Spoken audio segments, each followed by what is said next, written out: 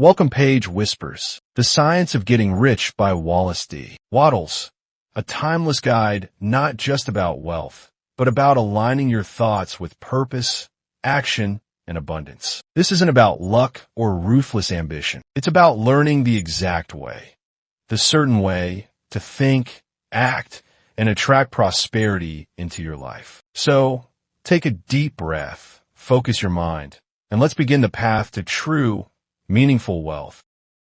Chapter 1. The Right to be Rich. Whatever may be said in praise of poverty, the fact remains that it is not possible to live a really complete or successful life unless one is rich. No man can rise to his greatest possible height in talent or soul development unless he has plenty of money. For to unfold the soul and to develop talent, he must have many things to use, and he cannot have these things unless he has money to buy them with. A man develops in mind, soul, and body by making use of things, and society is so organized that man must have money in order to become the possessor of things. Therefore, the basis of all advancement for man must be the science of getting rich. The object of all life is development, and everything that lives has an inalienable right to all the development it is capable of attaining. Man's right to life means his right to have the free and unrestricted use of all the things which may be necessary to his fullest mental, spiritual, and physical unfoldment. Or, in other words, his right to be rich. In this book, I shall not speak of riches in a figurative way. To be really rich does not mean to be satisfied or contented with a little. No man ought to be satisfied with a little if he is capable of using and enjoying more. The purpose of nature is the advancement and unfoldment of life, and every man should have all that can contribute to the power, elegance, beauty, and richness of life. To be content with less is sinful. The man who owns all he wants for the living of all the life he is capable of living is rich, and no man who has not plenty of money can have all he wants. Life has advanced so far and become so complex that even the most ordinary man or woman requires a great amount of wealth in order to live in a manner that even approaches completeness. Every person naturally wants to become all that they are capable of becoming. This desire to realize innate possibilities is inherent in human nature. We cannot help wanting to be all that we can be. Success in life is becoming what you want to be. You can become what you want to be only by making use of things. And you can have the free use of things only as you become rich enough to buy them. To understand the science of getting rich is therefore the most essential of all knowledge. There is nothing wrong in wanting to get rich. The desire for riches is really the desire for a richer, fuller, and more abundant life. And that desire is praiseworthy. The man who does not desire to live more abundantly is abnormal. And so the man who does not desire to have money enough to buy all he wants is abnormal. There are three motives for which we live. We live for the body, we live for the mind, we live for the soul. No one of these is better or holier than the other. All are alike desirable, and no one of the three, body, mind, or soul, can live fully if either of the others is cut short of full life and expression. It is not right or noble to live only for the soul and deny mind or body. It is wrong to live for the intellect and deny body or soul. We are all acquainted with the loathsome consequences of living for the body and denying both mind and soul. And we see that real life means the complete expression of all that man can give forth through body, mind, and soul. Whatever he can say, no man can be really happy or satisfied unless his body is living fully in every function, and unless the same is true of his mind and his soul. Wherever there is unexpressed possibility or function not performed, there is unsatisfied desire. Desire is possibility seeking expression or function seeking performance. Man cannot live fully in body without good food, comfortable clothing, and warm shelter, and without freedom from excessive toil. Rest and recreation are also necessary to his physical life. He cannot live fully in mind without books and time to study them, without opportunity for travel and observation, or without intellectual companionship. To live fully in mind, he must have intellectual recreations, and must surround himself with all the objects of art and beauty he is capable of using and appreciating. To live fully in soul, man must have love, and love is denied expression by poverty. A man's highest happiness is found in the bestowal of benefits on those he loves. Love finds its most natural and spontaneous expression in giving. The man who has nothing to give cannot fill his place as a husband or father, as a citizen, or as a man. It is in the use of material things that a man finds full life for his body, develops his mind, and unfolds his soul. It is therefore of supreme importance to him that he should be rich. It is perfectly right that you should desire to be rich. If you are a normal man or woman, you cannot help doing so. It is perfectly right that you should give your best attention to the science of getting rich, for it is the noblest and most necessary of all studies. If you neglect this study, you are derelict in your duty to yourself, to God and humanity.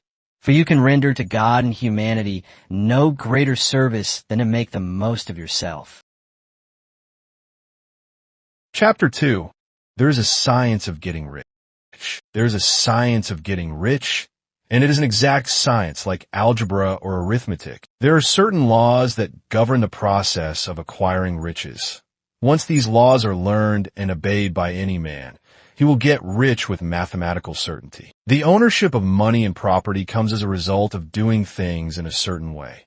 Those who do things in this certain way, whether on purpose or accidentally, get rich, while those who do not do things in this certain way, no matter how hard they work or how able they are, remain poor. It is a natural law that like causes always produce like effects, and therefore, any man or woman who learns to do things in this certain way will infallibly get rich. That the above statement is true is shown by the following facts. Getting rich is not a matter of environment, for if it were, all the people in certain neighborhoods would become wealthy. The people of one city would all be rich, while those of other towns would all be poor, or the inhabitants of one state would roll in wealth, while those of an adjoining state would be in poverty. But everywhere we see rich and poor living side by side, in the same environment, and often engaged in the same vocations. When two men are in the same locality and in the same business, and one gets rich while the other remains poor, it shows that getting rich is not primarily a matter of environment. Some environments may be more favorable than others, but when two men in the same business are in the same neighborhood, and one gets rich while the other fails, it indicates that getting rich is the result of doing things in a certain way. And further, the ability to do things in this certain way is not due solely to the possession of talent. For many people who have great talent remain poor, while others who have very little talent get rich. Studying the people who have got rich, we find that they are an average lot in all respects, having no greater talents and abilities than other men. It is evident that they do not get rich because they possess talents and abilities that other men have not, but because they happen to do things in a certain way. Getting rich is not the result of saving or thrift. Many very penurious people are poor, while free spenders often get rich. Nor is getting rich due to doing things which others fail to do. For two men in the same business often do almost exactly the same things, and one gets rich while the other remains poor or becomes bankrupt. From all these things, we must come to the conclusion that getting rich is the result of doing things in a certain way. If getting rich is the result of doing things in a certain way, and if like causes always produce like effects, then any man or woman who can do things in that way can become rich, and the whole matter is brought within the domain of exact science. The question arises here whether this certain way may not be so difficult that only a few may follow it. This cannot be true, as we have seen, so far as natural ability is concerned. Talented people get rich, and blockheads get rich. Intellectually brilliant people get rich, and very stupid people get rich. Physically strong people get rich, and weak and sickly people get rich. Some degree of ability to think and understand is, of course, essential. But insofar natural ability is concerned, any man or woman who has sense enough to read and understand these words can certainly get rich. Also, we have seen that it is not a matter of environment. Location counts for something. One would not go to the heart of the Sahara and expect to do successful business. Getting rich involves the necessity of dealing with men and of being where there are people to deal with. And if these people are inclined to deal in the way you want to deal, so much the better. But that is about as far as environment goes. If anybody else in your town can get rich, so can you.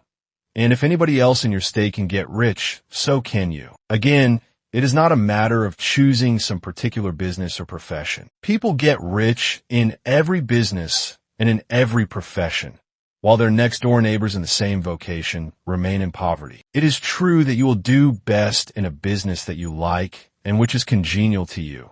And if you have certain talents that are well-developed, you will do best in a business that calls for the exercise of those talents. Also, you will do best in a business which is suited to your locality.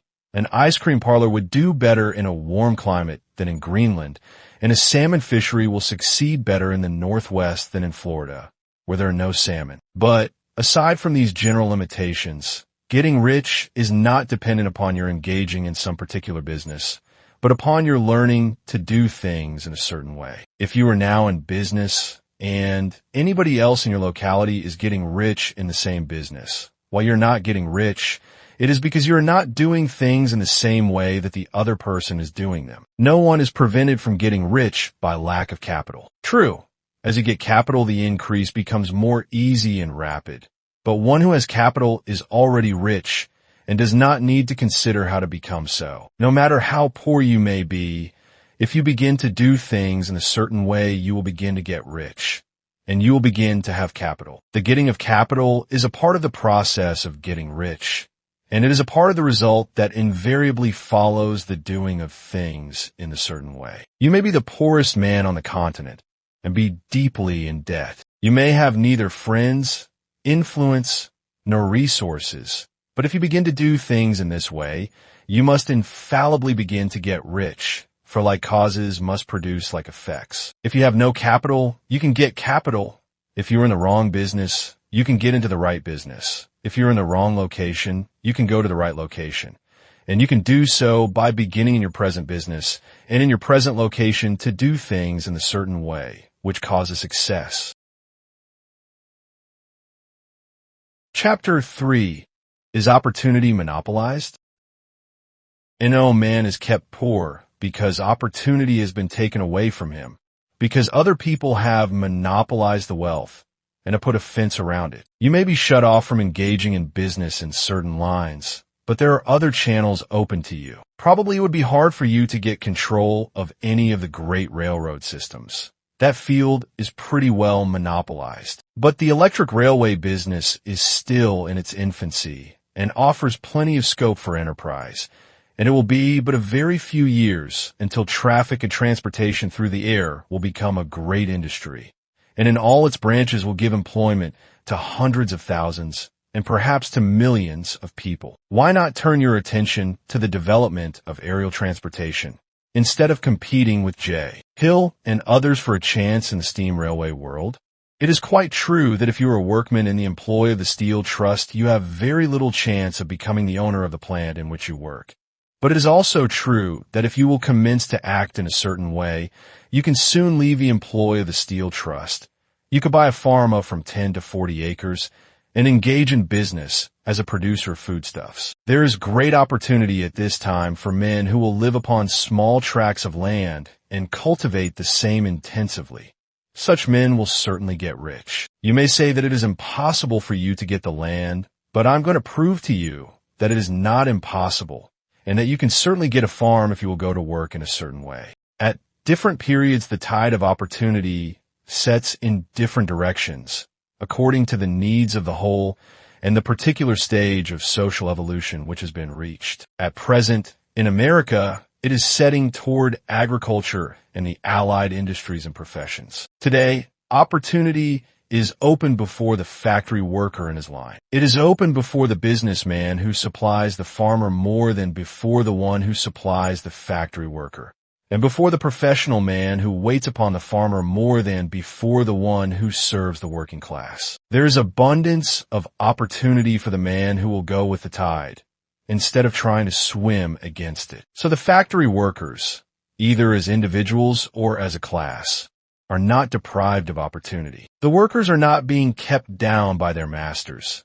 They are not being ground by the trusts and combinations of capital. As a class, they're where they are because they do not do things in a certain way. If the workers of America chose to do so, they could follow the example of their brothers in Belgium and other countries and establish great department stores and cooperative industries. They could elect men of their own class to office and pass laws favoring the development of such cooperative industries, and in a few years they could take peaceable possession of the industrial field. The working class may become a master class whenever they will begin to do things in a certain way. The law of wealth is the same for them as it is for all others. This they must learn, and they will remain where they are as long as they continue to do as they do. The individual worker, however, is not held down by the ignorance or the mental slothfulness of his class. He can follow the tide of opportunity to riches, and this book will tell him how. No one is kept in poverty by a shortness in the supply of riches. There is more than enough for all. A palace as large as the Capitol at Washington might be built for every family on earth from the building material in the United States alone.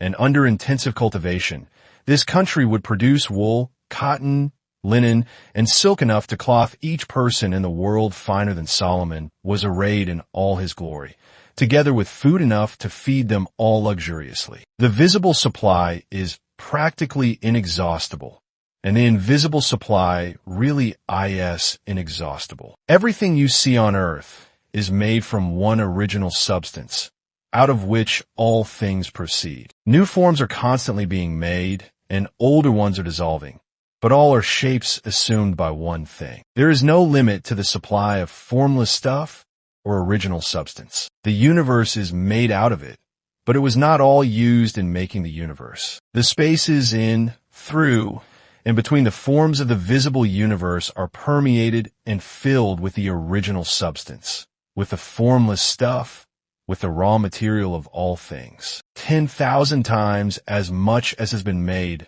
might still be made, and even then, we should not have exhausted the supply of universal raw material. No man, therefore, is poor because nature is poor or because there is not enough to go around. Nature is an inexhaustible storehouse of riches.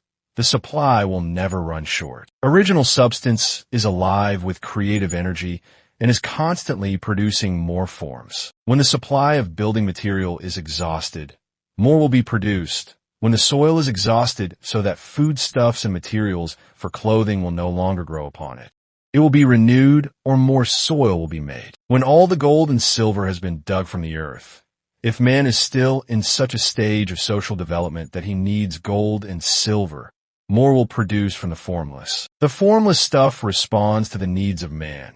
It will not let him be without any good thing. This is true of man collectively. The race as a whole is always abundantly rich, and if individuals are poor, it is because they do not follow the certain way of doing things which makes the individual man rich. The formless stuff is intelligent. It is stuff which thinks. It is alive and is always impelled toward more life. It is the natural and inherent impulse of life to seek to live more.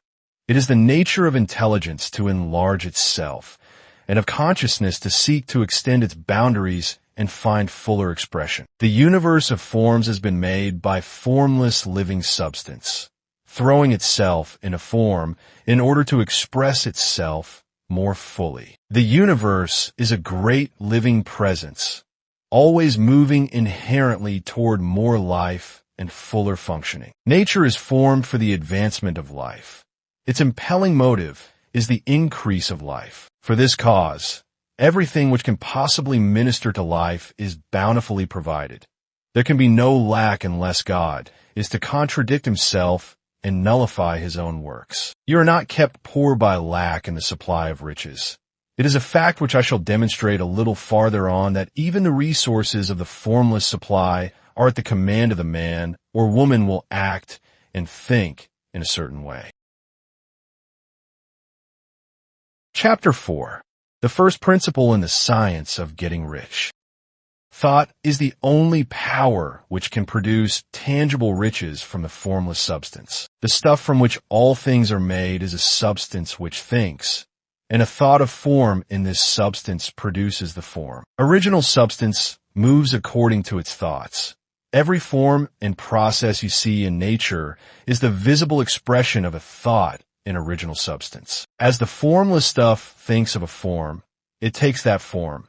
As it thinks of a motion, it makes that motion. That is the way all things were created. We live in a thought world, which is part of the thought universe. The thought of a moving universe extended throughout formless substance, and the thinking stuff moving according to that thought took the form of systems of planets and maintains that form. Thinking substance takes the form of its thought and moves according to the thought. Holding the idea of a circling system of suns and worlds, it takes the form of these bodies and moves them as it thinks. Thinking the form of a slow-growing oak tree, it moves accordingly and produces the tree, though centuries may be required to do the work. In creating, the formless seems to move according to the lines of motion it has established.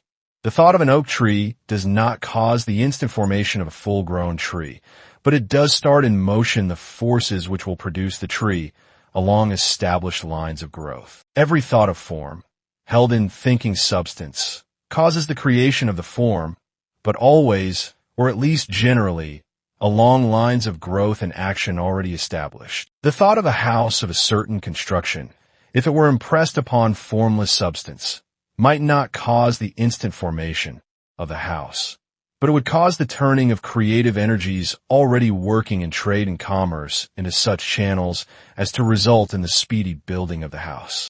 And if there were no existing channels through which the creative energy could work, then the house would be formed directly from primal substance, without waiting for the slow processes of the organic and inorganic world. No thought of form can be impressed upon original substance without causing the creation of the form. Man is a thinking center and can originate thought. All the forms that man fashions with his hands must first exist in his thought.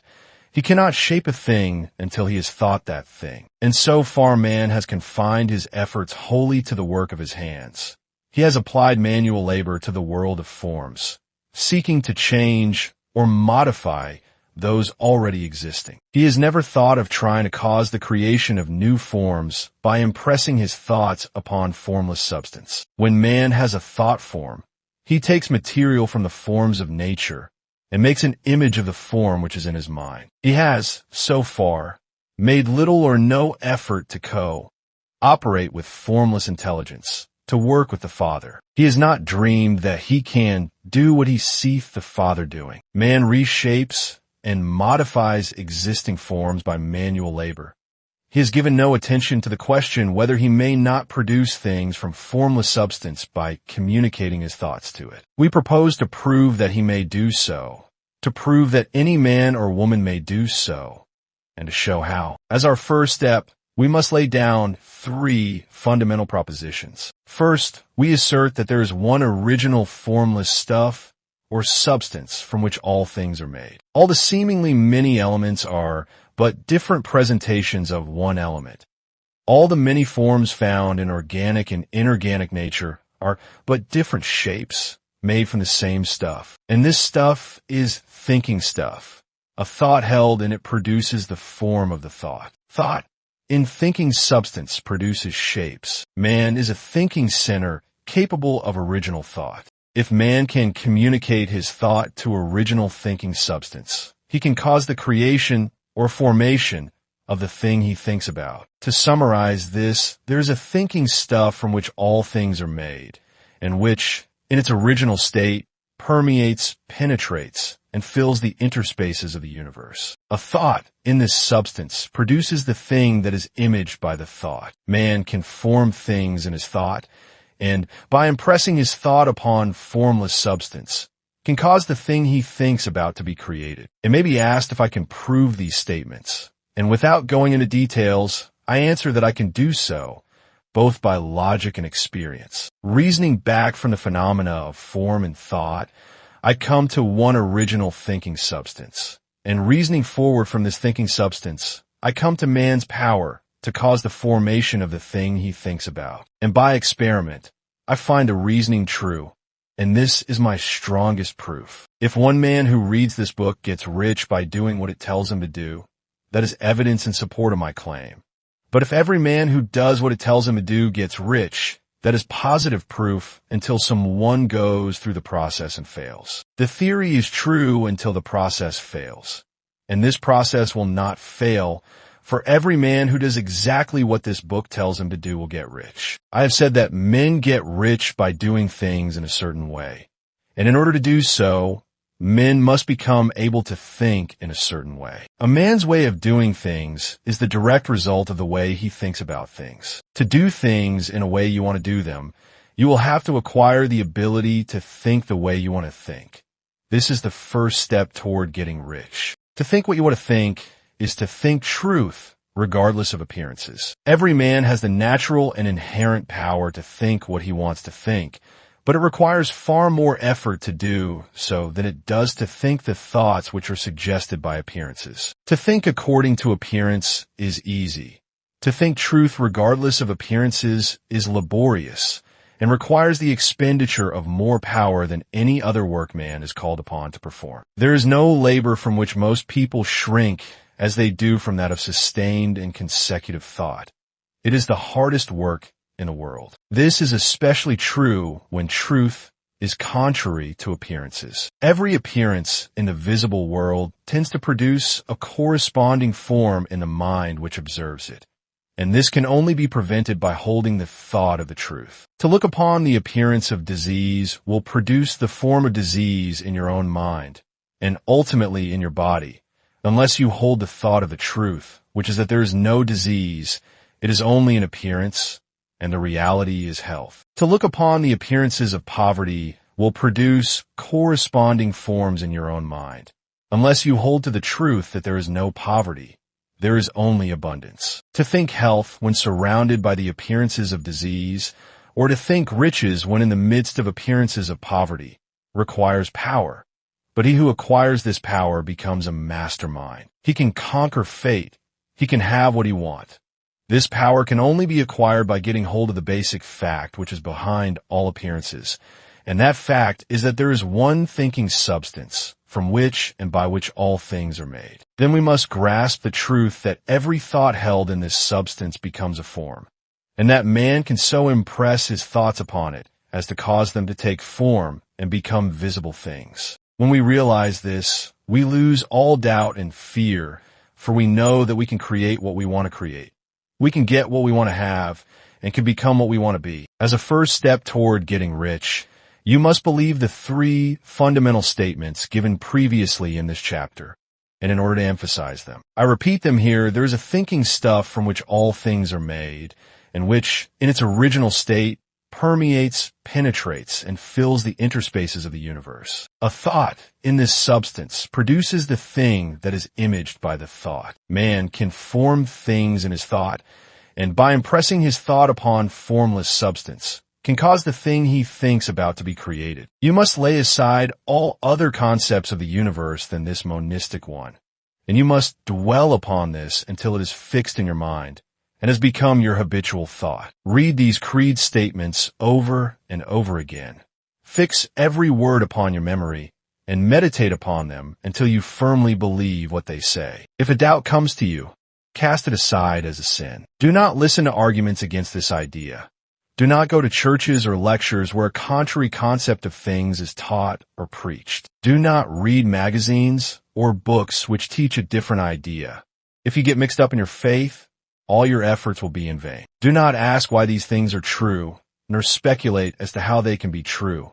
Simply take them on trust. The science of getting rich begins with the absolute acceptance of this faith.